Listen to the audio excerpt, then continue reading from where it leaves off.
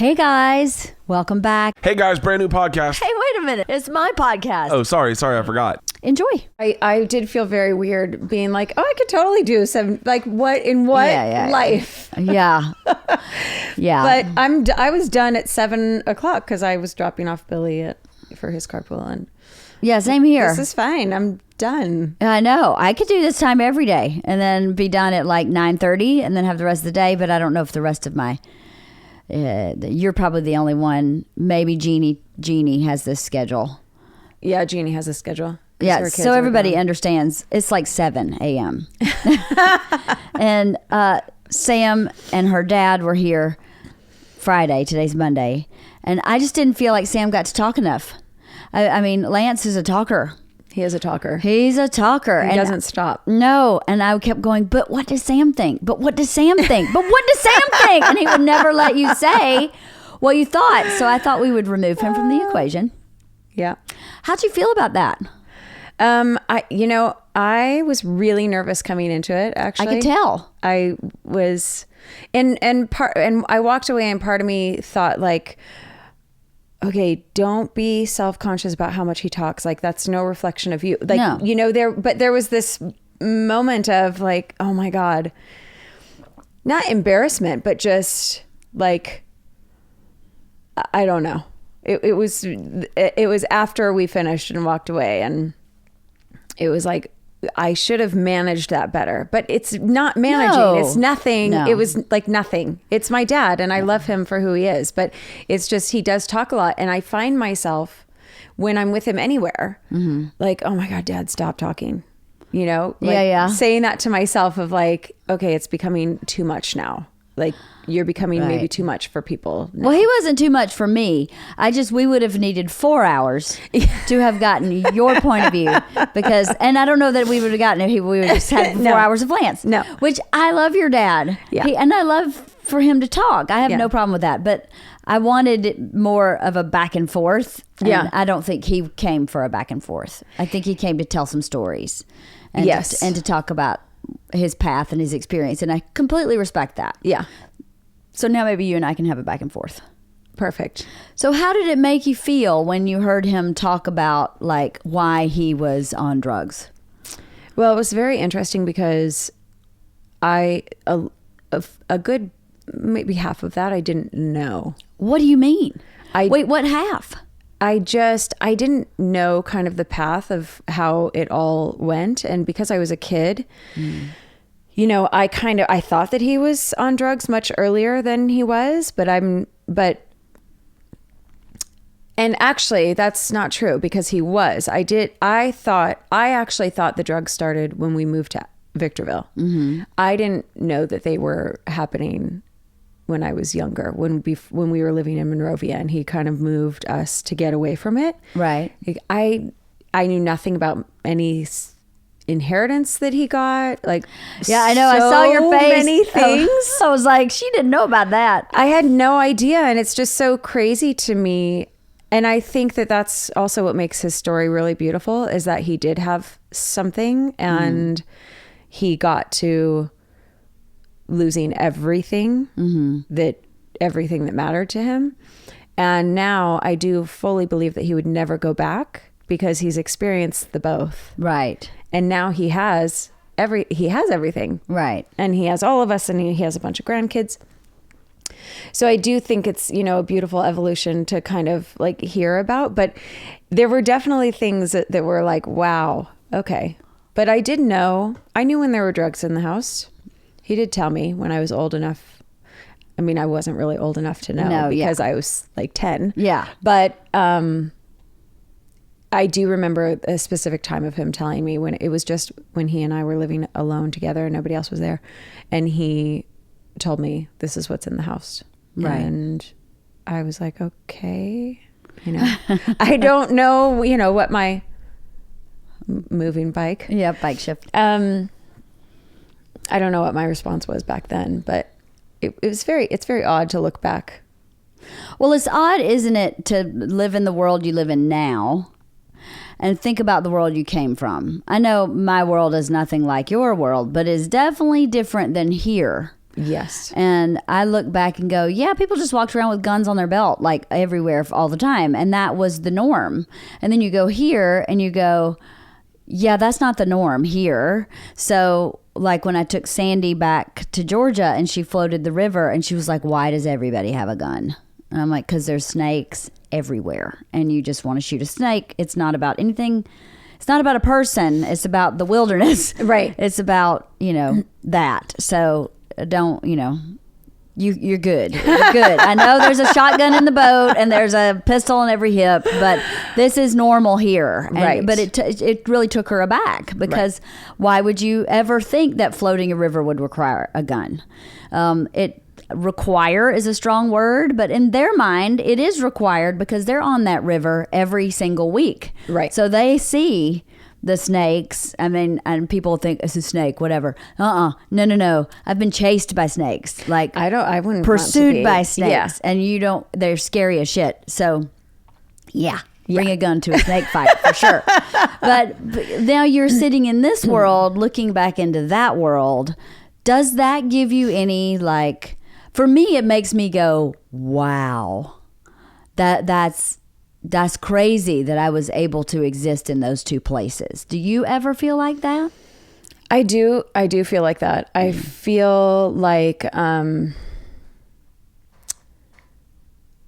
it was my normal, although I had, so I didn't know any better, but I had my best friend who lived across the street who we snuck out of the house together.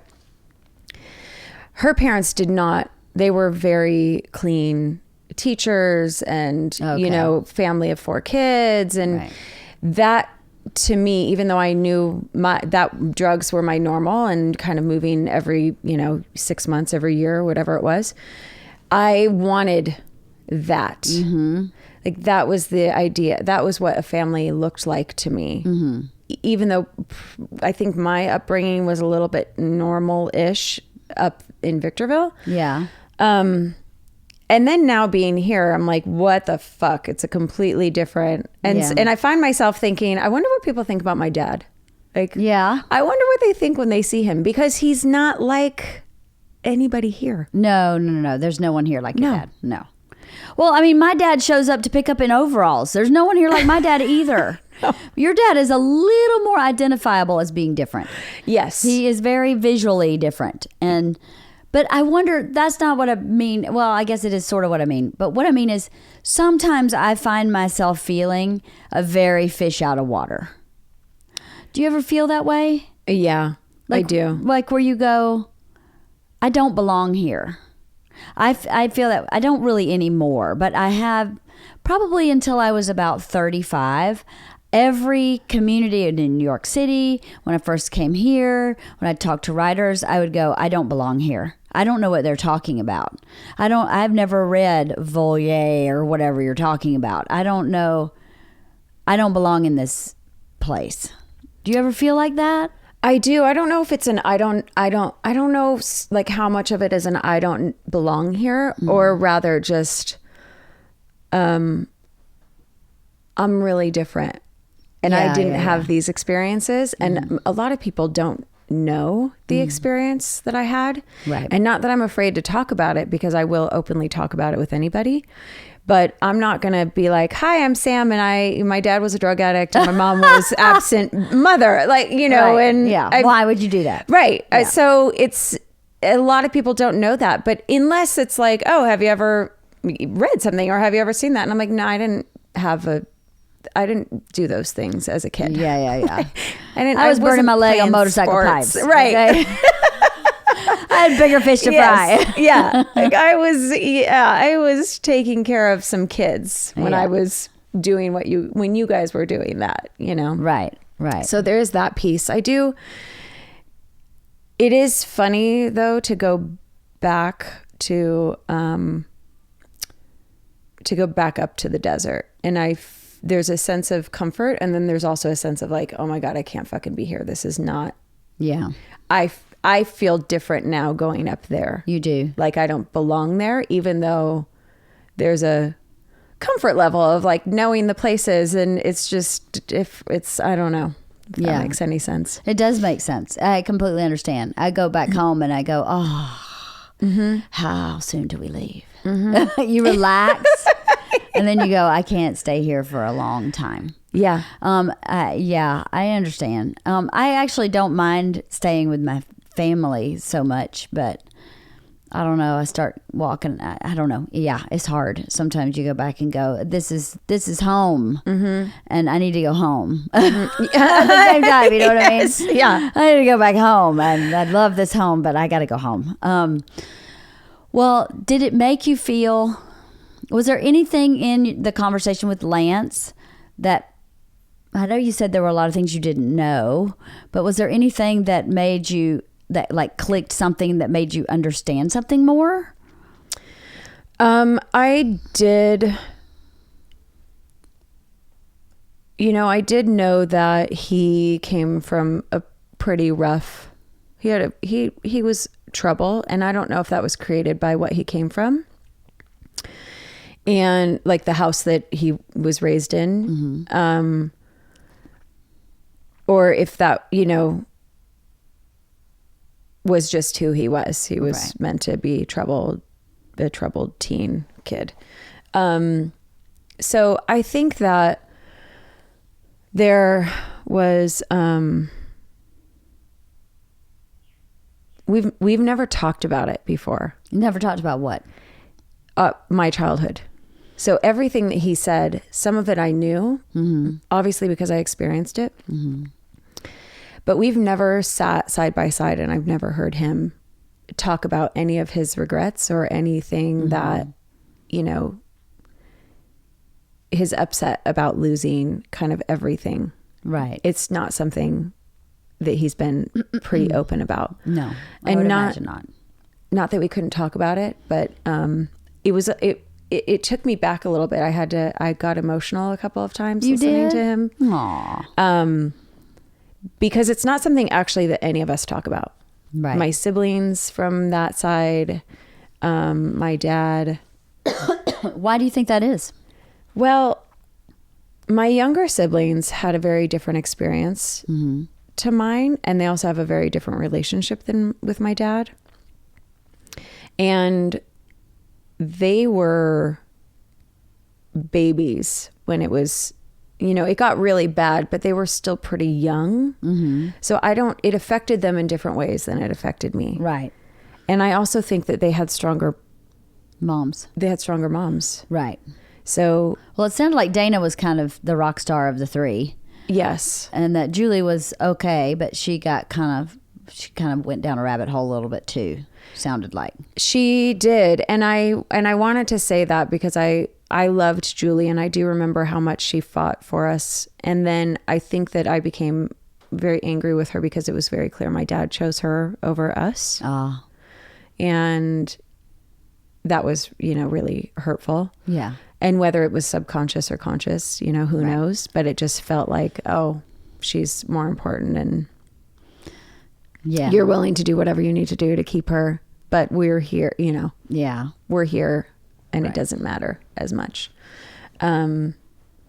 So it was an interesting experience sitting here. And I don't know if there was anything that was like, oh my God, that totally makes sense.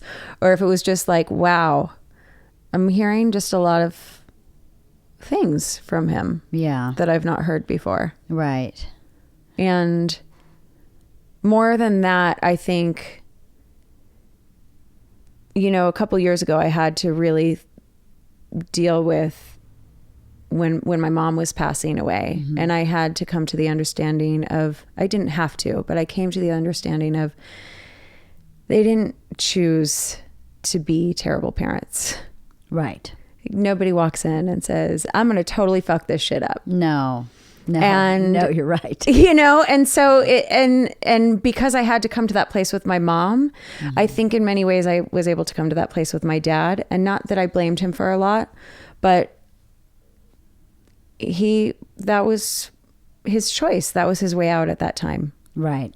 And what am I going to do about that? He didn't, he was here physically. He wasn't here mentally. I do think I probably have more fucked up things from him than I do my mom. Like I thought my mom really affected me, but you and I have talked about before, like I think it's actually my dad that affects me more, and I have to deal with that, and I don't want to. Yeah, I understand. You know, it's so funny when I went back and listened to our original podcast with me, you, and Lynn about our dads. Yeah. I was talking in that podcast, and you just reminded me of it, of the time when I went to therapy, and my therapist was like, talk to me about your mom. And I was like, she's a bitch. She's blah, blah, blah. And then he said, talk to me about your dad. And I said, he's amazing. And he went, let's start with your dad. Yeah. Because you hold on to that one. For whatever reason, that one was the one for you. Your dad was the one. Yeah. He was the one that you attached to for survival. Yeah. And when you do that, it's really hard to start unraveling that cord. And to know that you're not severing it. You're just untangling it. That's very, and in all honesty, I have to say, with doing that with my dad, it was really good for me and healthy, but it did change our relationship entirely because he was on a pedestal. Yeah. And then when you take him off the pedestal, you don't behave the same. And then that affects the person that was previously on the pedestal because then they know they're not being treated the same. I wouldn't treat my dad badly. Right. But then I start making decisions on my own. I stop deferring to him for everything because I start standing on my own 2 feet and being balanced and not having him in the back of my head with every decision. And it affects your relationship. So the good news is, I guess, you get to have a more clean relationship. It's more healthy and balanced, but it's not the same. And there's a part of you, I think, or there's a part of me anyway, that misses that dysfunctional part because it was so attached. Yeah. And there's part of me that goes, oh, that I really miss that. I miss that I was that close to my dad in that way. And you know, you can't, it wasn't healthy. But it's what I did to survive until I got to an age where I went, I think this is unhealthy. Like, I'm glad we got to here, but I think maybe this needs to shift. It's really scary because you don't know if the other person can survive it. Yeah. That's the scary part, is you don't know if the other person, my need to care for my dad so strong that it took me a long time to go, okay. Yes. You need to care for yourself and let daddy figure out daddy. Yeah. For once. Because part of the problem was I was caring for my dad. Right. So I understand what you mean. Not only would it be scary because of the stuff that your dad talked about is scary. Yeah. Just that as a child. But it would affect your relationship with Lance in some way, maybe for the better, but you just don't know. It's like having, you know, the 1 in the hand versus 2 in the bush. Yes. Where you go, okay, I got this one in my hand. I could have 2 in that bush, but there also could be none. Right. And I'm not sure about that, so I'm not willing to risk the 1 in my hand, you know. Yeah. That's very scary. I completely respect that. But I don't know, Sam. That's a lot of business there. That's a lot to process when he was talking about cooking meth and, you know, the stuff that I was thinking of. And Lance, I'm sure you'll listen to this. Lance, I think he is a really stellar dad now. He's amazing. But when he's talking, I'm thinking, who's listening to Sam? Who's hugging her? Mm-hmm. Who is, and I'm sure Lance was, but I wasn't getting that from his stories. Right. Like, I didn't get that from the stories. So maybe it was happening. He just left that part. You know, she sat on my lap while we watched football on Sunday or whatever. But I kept thinking, who's concerned about what she's eating for dinner? Who is seeing her? Yeah. Like, who sees her? My dad saw me 100%. I showed up and he saw me and he went, I love that girl. And I never got the sense that Lance didn't love you, but there's a layer that a child needs from a parent that I didn't hear him saying you were getting. Does that make sense? Yeah. I don't remember when I was younger, you know, we did I think probably we did do a lot of fun things before it got really bad and when he still had money. But I don't remember a lot of love given. Right. And the person who did take care of us was my great grandma. Yeah. And so that was a really, really rough loss for me when she passed, because I was an adult. She only passed away like 5 years ago. Yeah, it wasn't that long. Right. So that is so unusual for so many people around me. But I was so fortunate to have her for so long. Yeah.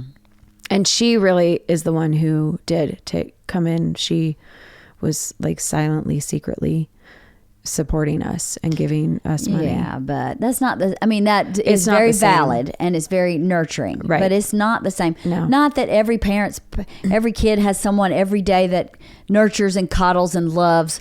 But when he was talking, I felt a very big lack of it. Yeah. Did you see what I mean? Yeah. I didn't get that every day either. I got it every other weekend when I went to my dad's. Yeah. And it wasn't all day every day. I wasn't like, put in a chamber of hugs and loves. Right. But I just felt when he was talking a big void there. Yeah. Of that kind of, biker gang, meth manufacturer, probably not a softie. No. Probably not a warm and fuzzy much. No. So... And the funny thing is that he really is. So I don't know. Yeah, he really is now. He really the is biggest now. hugger. Yeah. Oh, I mean, ever. I could talk to him 5 times a day, and every time he's going to say "I love you" before, like, Yeah. Okay, I'll see you in a bit. Okay, love you, bye. Like not a phone conversation ends without an "I love you," Right. and always hugging, every time, and. So, I don't know. There's so much that I blocked out from my childhood. Right. Because there's too much. Oh, yeah. Well, yeah, I'm sure. So I can't even imagine, Sam. Did you ever see him making meth? not that I recall. No. I never saw it. I saw him almost die. That was pretty did? rough. What do you mean? The two of us were living together, and When you were like 10? yeah, when I was like 10, and it's around the time that we, did the motorcycle ride, and his friend Frankie was around, and he was coming down and he couldn't get out of bed. And I remember like being a pitch black room, and I thought like, he's dying. I don't know what's going on. I don't know what to do. Oh my God, how scary. Where was Lance? Was he with you? No, he Lance. was living, I think he was living with my grandparents at that time. Because Lance left. He left a couple of times to go live with my dad's real parents. Mm-hmm. And then he's also lived with my mom's mom, my grandmother, and then my Why is great-grandmother. that? Why'd they separate you guys? I don't remember why we were separated at that time. I don't know if it was that I wanted to be with my dad and Lance wanted to be somewhere else. I'm not sure why it happened, because I don't think we were old enough to really make that decision, but I'm sure we were still going through court because we were always in and out of court. So I'm not sure. I'm not really sure why we were separated. It wasn't for a long time. Right. I don't remember it being for a long time, but I do remember that I was the only one living in the house Right. with him. And I don't know if, maybe at that point in time, it was like, I'm the woman of the house. I need to take care of my dad. I need to be there for him. I don't want to leave him. Until it then, became too much and I did have to go. But yeah, there are a lot of things that I was like, no, I'm going to close that into the closet. We're not going to deal with that. I was just thinking as we were talking about him now, what do you think it would have been like to have had Lance now, the Lance we have now, for your childhood? Oh God. I don't know. I don't know, because I do feel like I'm so incredibly fortunate to have. I am who I am now because of who created me then.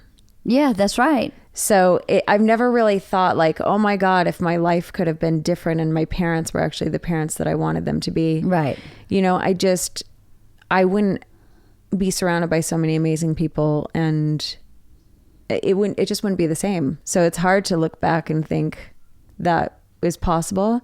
I'm consistently grateful that, you know, he is present in who he is now. And I do wonder, like, what's going through my kids' heads, because this is not the person that I experienced. Right.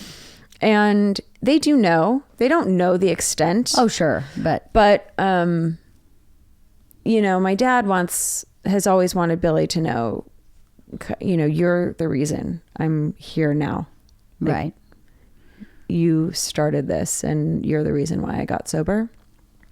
So it's been something that my dad's kind of semi openly talked about. Mm-hmm. But, you know, I think to myself, knowing who he was as a kid and knowing who he is now, I think, like, what do the kids think? But then I have to realize they have no idea who he is except for who he is right now. Yeah. So it's, I don't look back on it much, I don't think. Maybe if I unleashed the millions of skeletons. Right, the nasties. Then the nasties came out. I might be, you know, feeling differently, but it's hard to think. You know, I have like 4 beautiful children, and I don't, nothing would be the same. It would be very different. Yes, it would. I agree with you. I feel the same way about my upbringing. Yeah. My upbringing made me who I am today in every capacity. Yeah. Even with the hard work that I did, I learned to work hard from my childhood. Yeah. You know, I can all put it back to my mom and dad. So, and my personal disposition and wiring that they created, but really didn't have a lot to do with other than just having sex. But, right. But so I agree with you. I agree with you. I was just curious if you ever thought about that, because I don't really think about that. I think about other stuff. I'll tell you later. Okay, I was going to say, I just realized I need to edit myself there. Okay. Oh, I had another question for you, and now I don't remember what it was. Shit, Sam. What was it? I don't know. Well, and just as you were saying that back to me about you don't really think about it either. When I think about you, there aren't many people who are like us. No. And for sure not.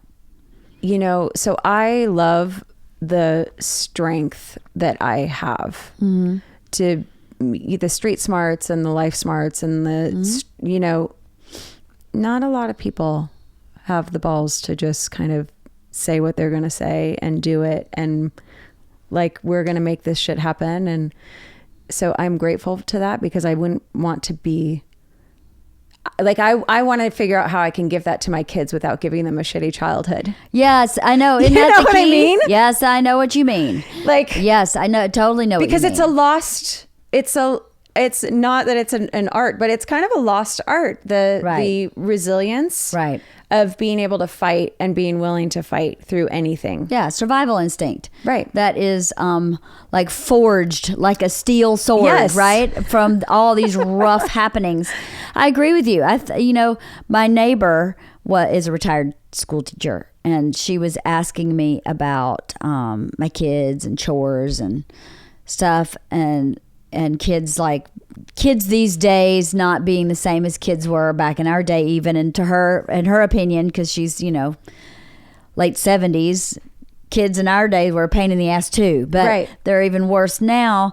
And I was like, you know, the hard part as a parent is you want them to succeed, but like, if you think about school, my kids have 2.5 hours of homework every day after school, and I'm going to ask them to do chores on top of that, so they have 30 minutes to be a kid. Right. I'm not cool with that. So until they're a certain age, I'm doing their chores so that they can do their homework, which was not the life we lived. Right. We had maybe half hour of homework, maybe. Yeah. And then you got time to do chores, because you do a half hour of chores and you're cool, but chores are important. But how the hell do you get it in their day and let them be a kid. But our parents definitely didn't say,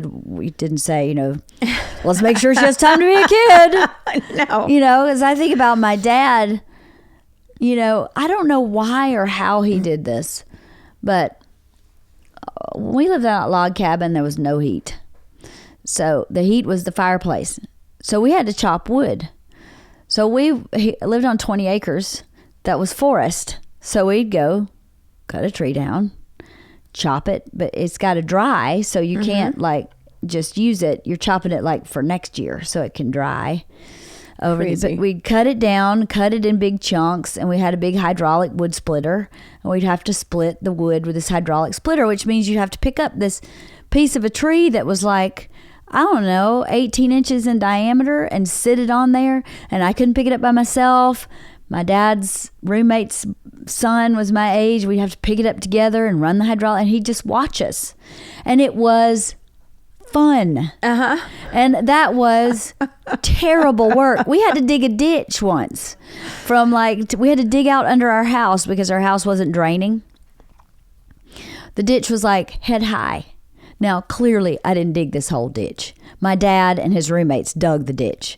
But we had shovels, and we were in the ditch, and we were helping. Yes. And there was no discussion about it. My kids, if I asked them to dig a ditch with me, forget it. Death and dying. They would be death and dying. I mean, this morning, George has a stomach ache. Isla's chest is heavy. And this morning I just went, I would like 1 week, please, where someone is not trying to con me into staying home from school.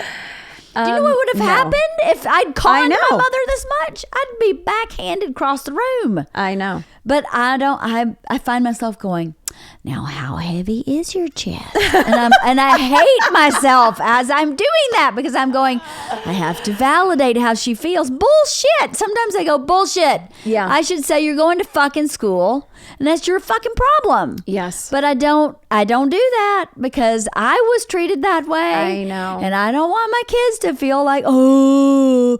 So I am the part of the problem that's coddling people in America and making these soft people. So it's really crazy that I grew up the way I grew up. And then now I'm making life so easy for my kids in a certain way. Yeah. There's another podcast I need to do with you and Lynn about this subject, about blue collar versus white collar and moving from that class. Yeah. From blue collar into white collar and the differences. Yeah. I just heard a podcast about it. And it's fascinating. So I need to book you guys because you're the only three that I know that has moved from blue collar. Maybe we could say white trash. White trash. To white collar. Because I was definitely white trash. I'm pretty sure, I don't know if Lynn would qualify herself as white trash. But definitely not. Blue collar. Yes. But I wonder, when I go back home, they parent like I was parented still. Yeah. They still spank. There's absolutes in a different way than the absolutes are here. And the kids are angrier there. Interesting. Mm-hmm. So, but which was what was happening to me. Yeah. They're very fuck you there. But I feel like they're very fuck you here too. They are. It's just in a very different way. It's in a different way. It's an elevated fuck you. Fuck you. Maybe, I guess. The other one's just fuck you, I'm going to go do meth. As I'm driving away with, my brand new Tesla as a 16-year-old, it's an entitled fuck you. Forget it. I mean, not that it is happening, I'm sure somewhere, but it's very different because I don't get upset with myself, but I just feel like, fuck, you kids have no idea. Oh, yeah. Lynn and I talk about this a lot, too. You have no idea. Oh, you're whining because I'm asking you to clean your room? Right. Really? Yeah. Yeah. I would have spent my day in the room. Yeah. With the door closed. Not allowed to come out. Yeah. Until it was clean. And me, yes, that was exactly me too. And and not that it needs to be that extreme, but just the idea of, the work ethic. Mm-hmm.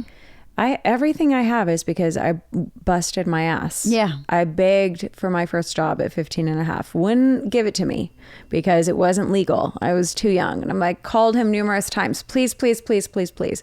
And finally he did. And it's just, that does not exist. No, not really.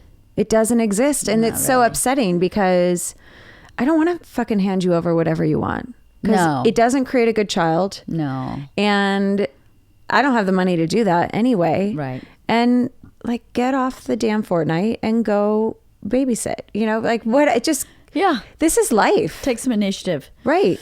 Yeah. And there's just not a lot. My partner may not be very helpful in this situation because he just buys them everything. And I just keep going, baby, we give them an allowance. Let them buy it for themselves. Yeah. And Georgia babysits. And she babysat last year because she wanted to buy something specific. I don't even remember what it was. And I told her I would match her money because, you know, nowadays the things they want are $300. Right. They're not $50. Right. So I go, okay, I'll match it. You pay half, I pay half. I think that's fair. You're still learning the lesson.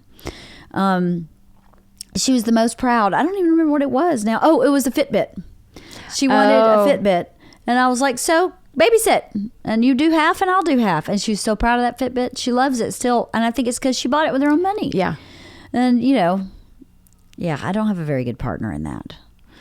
He was brought up very white collar. It's part of that discussion we need to have. Anyway, back to Lance. Anything else you'd like to say about your dad?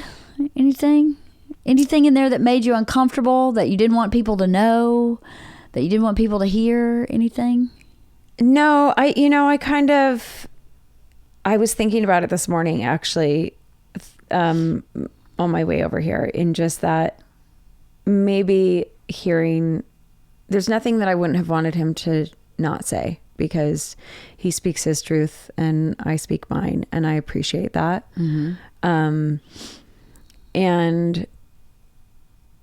you know, the thought just went through my head of like, maybe I don't know myself outside of myself, but maybe hearing that makes sense in knowing me about some things.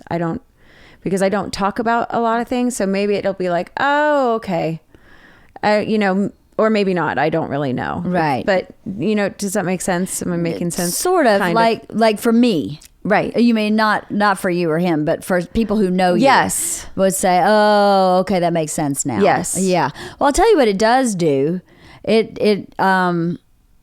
I was talking to Bert about this last night because he asked me how it went. Yeah. And I was like, you know, when you hear Sam's story, you don't know Sam from that. She's never divulged that. And the first time I heard it, you know, on our first podcast a few months ago, I was like, holy cow, how are you a functioning human being?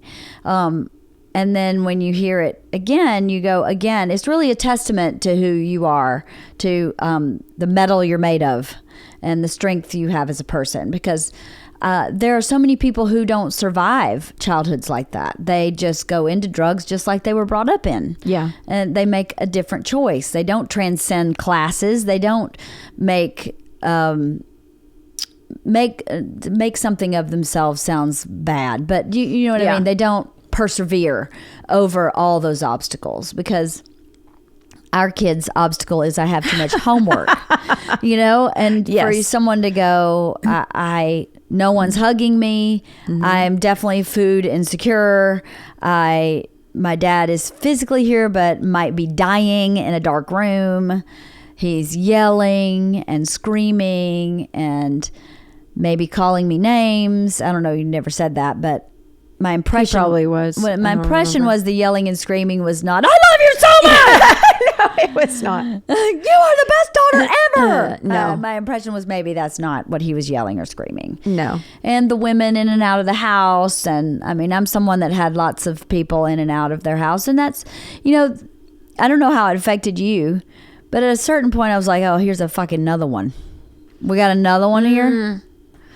Is this another person you're asking me to attach to that's going to eventually leave? Yeah, forget it. I'm not doing that. Yeah, nice to see you. You know, not so much with my dad. He had one constant through my childhood. But with my mom, these men would show up and I'd be like, good to see you. Yeah. Right. Good luck. I give you 6 months. Yeah. You know, and you'll be out the door too. So whatever. It made me very apathetic, maybe. Maybe very, not cynical, but not willing to form a relationship with somebody. Not willing to even try. I do think that is what has been created in me now is that I do have a pretty high wall. And I'm aware of that. I would agree with that. And, you know, if, and not to make this sound bad, but if you make it in, like, I'm fiercely protective, right, with all of my being of anybody who's in my life, right. And you know, I am very much like my dad in that way of like, don't fuck with me. And a lot of people don't see that side of me. Yeah. You know what my dad was saying about me is very true, and I have a nasty temper, and people are like, what? I would never believe that. Fucking believe you for yeah. I actually don't believe you, but don't cross me. And it doesn't happen very often, but you know, I do think because they were not reliable humans in my life, I had to keep myself very armored. Right. And because I'm not going to let you in so that you can hurt me. I was that way forever. Yeah. I was that way actually until pretty recently. Like the first time I met Sandy, she tells this story all the time. She said, I looked her up and down like, what's this fucking bitch about? Who the hell are you? She said, the first time I met you, I thought you were an asshole. Yeah.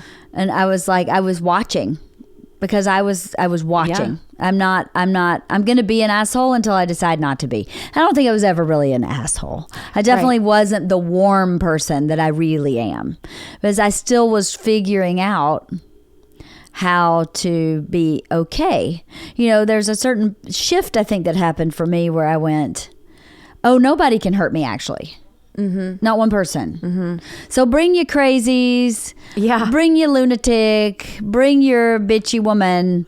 That's fine. I'm still going to be this same person. But when I met Sandy like 7 years ago, so I'm 48. Right. So at 41, I was still going, who are you? No, you stay back.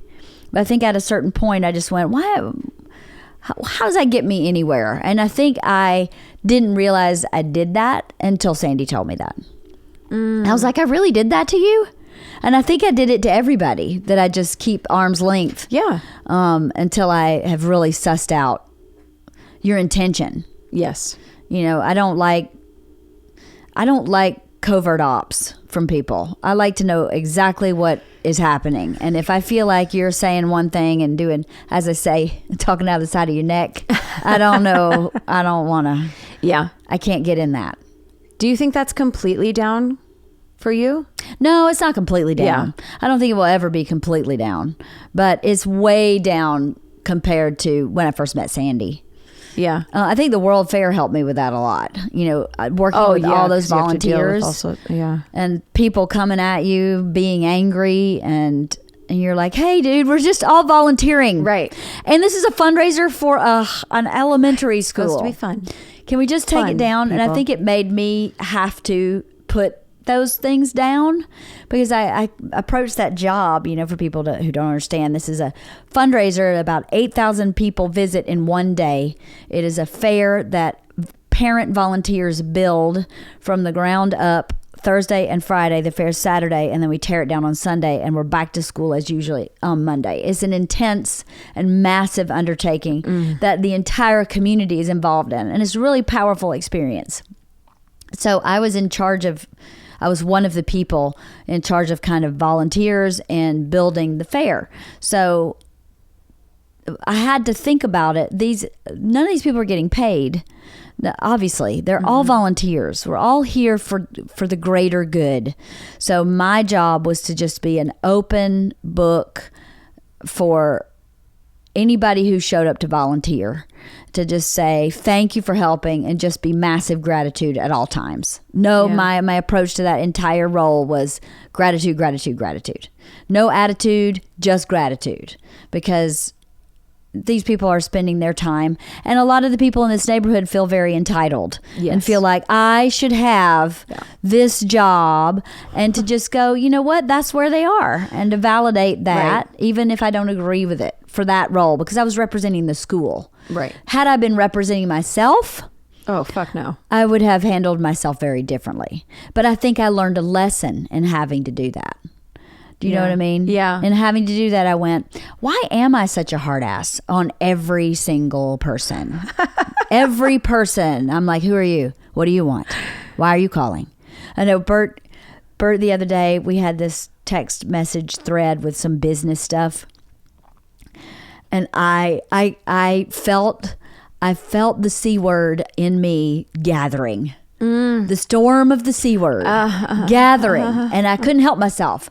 And I sent this text message like my undertone was, you guys are a bunch of fucking idiots. Yes. But I sent the text message and Bert, no one responded. It was total crickets. Like, still has been crickets. This happened on Saturday. Still total crickets. Good. Yeah. And last night I said to Bert, what do you think about that text message? He was like, I just love it when you act like that. He said, it makes me so happy because I could never do that. Right. I could never do that. And I think it's so important. It's so important to be able to do that. To be able to go, are you fucking kidding me? Yeah. Who's driving this ship? What are you doing? It is hard though to get crickets. Whatever. I know. I pay their bills. This is I write true. them checks. This is true. Whatever. I still feel like my wall's up, and I think it gets misunderstood as me being a bitch. I agree. And That's what happened with me. Unfortunate, right? It's unfortunate because I don't think of myself as that unless I have to be. Yeah. But I'm just super protective, because I'm the same way. Right. Like, be straightforward, be honest with me. We're not talking behind our backs. No. We're like, this is the real shit or it's not happening. Yeah. Because who has time for bullshit? Who has time for bullshit? And what people don't know, I think, is people that have big walls are very vulnerable on the other side of the wall. Yes. So I don't think I'm as vulnerable as you are. I think you are way more vulnerable than I am on the other side of the wall. Yeah. Yes, I think you are. Yeah. And I think there's nothing wrong with that. Yeah. It's just that for someone to get over the wall is very fragile in there a little bit. Yeah. For a little while until you get your feet under you. Yeah. A bit. That might be part of the not sure where I fit in situation too. Just a little bit. I mean, my wall did have to come down a little bit when my mom was sick and dying, just because I was like, I can't do this alone, actually. Right. Yeah, because you grow up carrying this world on your shoulders. Yes. And then when something happens where you actually need someone, you don't know how to let them in. Yeah. Or at least that's the way it is for me. I don't know how to let people in. So if I get to a place where I need to break down, I go in my room and close the door and I'm by myself. Yeah. I can break down with Bert, but not fully. I spend the whole time trying to protect him. I don't want him to feel like I am incapacitated and he's gonna. I spend the whole time protecting him, which is what I did with my dad. Oh, interesting. I would never show my dad the bad stuff I felt as a child to protect him, because my dad was very fragile, much like my husband. My dad was very fragile, emotionally very, very fragile person. Did not handle divorce gracefully well at all. Like mental breakdown, like nervous breakdown, like massive breakdown of person. And I've definitely married a similar person. So fascinating. My dad also has anxiety problems. Oh, shit. Yeah. So Bert is my mom in the peacock part and my dad in the emotional part. Yeah. Where my dad is I can tell him how he feels and he totally gets it. He completely understands what I'm talking about and can sympathize, and Bert's the same way. It's amazing how I married a hybrid. That is amazing. It is amazing. Yeah. And they're the two parents that I took care of as a child. I took care of both of them. And now I married both of them. And you're taking care of both of them. I got a double whammy. I'm so smart. Good job. Everyone should listen to everything I say because I'm so smart. I can marry one parent. I married two. A+. Whatever. I'm super happily married, so clearly it works for me in some capacity. I mean, it's not without frustration, but I don't think any marriage was without frustration. No, it's not for the faint or any heart. good marriage. You know, whatever. Yeah. Well, what was your takeaway from that interview with your dad? What was your takeaway?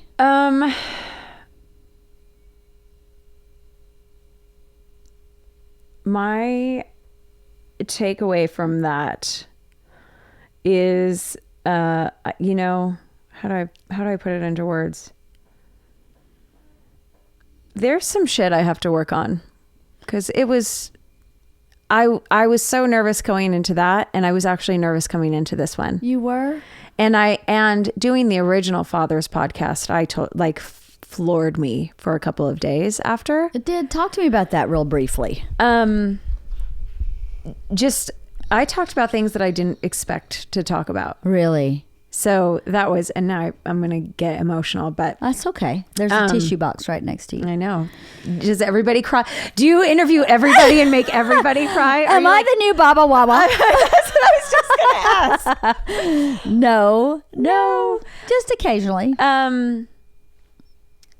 You know, my dad, there are so many things that I wish that I could do different now that I only have one parent. Mm-hmm. Because my mom was furious forever why I still talk to my dad. Right. And my reasoning was, my dad says, I'm so sorry I fucked up. And my mom said, I'm so sorry for that one time that I don't even remember that I fucked, that I fucked up. And I'm like, I don't even know what time you're talking about. Right. And, in hindsight, now that there's only one of them. Yeah. So much damage was done by my dad. And I love him so much. Yeah. Like so much. I know. And I'm so grateful to have him in my life. But as my life has been in transition, mm-hmm. it's brought up a lot of that old stuff for me. Right. And so it's, there's that takeaway from it. Like, woo!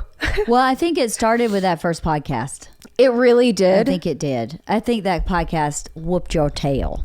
It did. But you whooped your own tail because you didn't have to tell us any of that. I know. So it was time. So for whatever reason, your little self said, it's time. Yeah.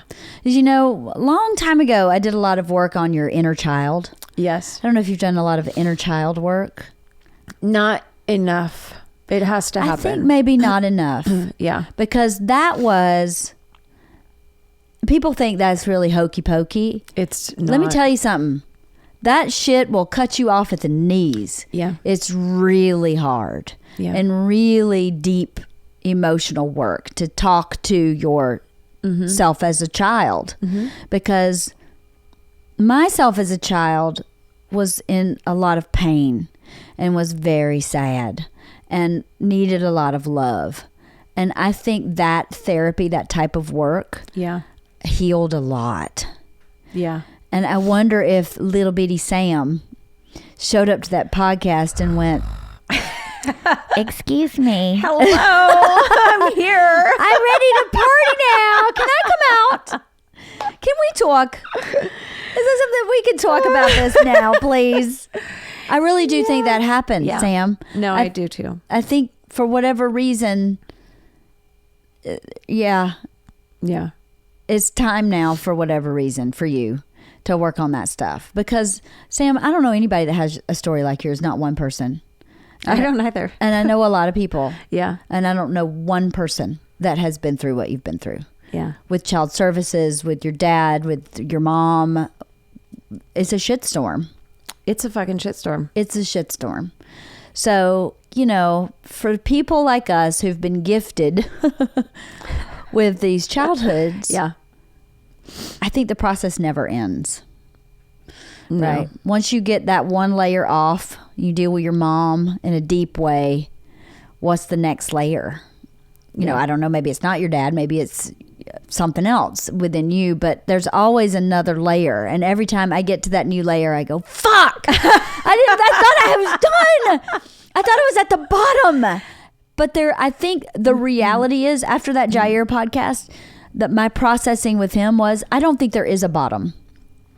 No. I don't think there is a bottom for people like you and me. No. I think it is a continual opening instead of a coming to a bottom. To look at it as you're opening a new piece that you shut down. Because like you said yourself, I just closed the door on that and went, I'm not dealing with that. Well, I think you have to open it. And once you deal with it and you can heal it, your whole being is more open and feels better. That's what I think. Yeah. And then it creates some nice panic about how do I, possibly open up that massive can of worms. I don't know why, Sam. It's pretty simple. Yes, it creates a lot of panic. Yeah. I mean, like my heart's beating real fast, as it was when I came in to sit for that first podcast. Yeah. And, I wish that I would have done it a long time ago. Well, I mean, everything happens for a reason, when you do only have one parent left, so much stuff gets put into perspective. I understand, because I essentially have one parent left. And even my perspective with that one parent is different. Where I go, I feel a lot of loss where my mom's concerned, as if she has passed. And I don't know how I'll feel when she does pass. I don't know if I can do what you did with your mom. I don't know if I can.